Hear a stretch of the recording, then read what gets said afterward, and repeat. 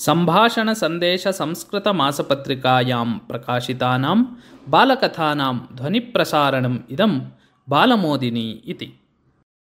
कश्चन ग्रामः आसीत्। तत्र कश्चन युवकः आसीत्। तस्य नाम दुर्गादासः।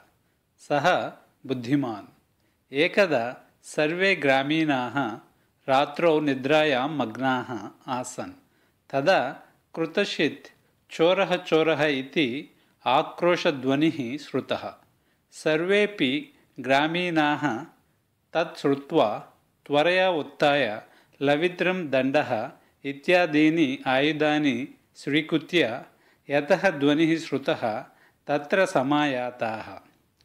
तत्र दुर्गादासं दृष्ट्वा सर्वे चोरः कुत्र अस्ति इति पृष्टवन्तः। दुर्गादासः समीपे स्थितं न्यग्रोधवृक्षं दर्शितवान्।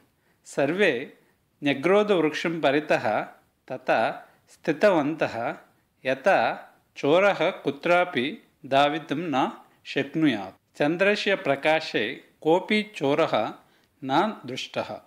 किन्तु तत्र वृक्षमूले कश्चन बृहत् व्याघ्रः आसीत्। सः लङ्घनं कृत्वा ततः धावितुम् उद्युक्तः आसीत्।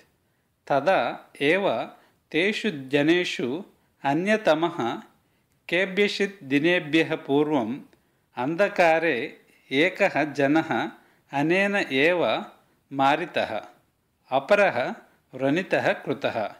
एषः अवश्यं मारणीयः इति उक्तवान्।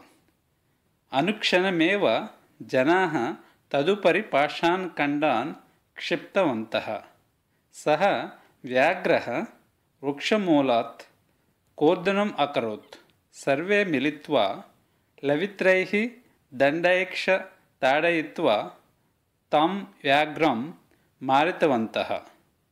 अनन्तरं जनाः दुर्गादासं दृष्ट्वा किं भोः, नरमांसभक्षकः व्याघ्रः आगतः, भवान् तु चोरः चोरः इति किमर्थम् आक्रोशं कृतवान् इति पृष्टवन्तः।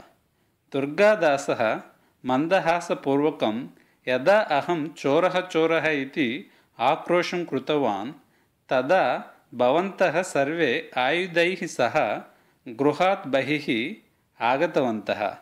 परं यदि अहं व्याघ्रः व्याघ्रः इति आक्रोशम् अकर्ष्यं तर्हि किं भवन्तः सर्वे आगमिष्यन्? गृहद्वाराणि सम्यक् कीलयित्वा अन्तः एव अस्तास्यन्। अतः एव अहं चोरः चोरः इति आकृष्टवान् इति उक्तवान्। सर्वे जनाः दुर्गादासस्य समयप्रज्ञां श्लाघितवन्तः।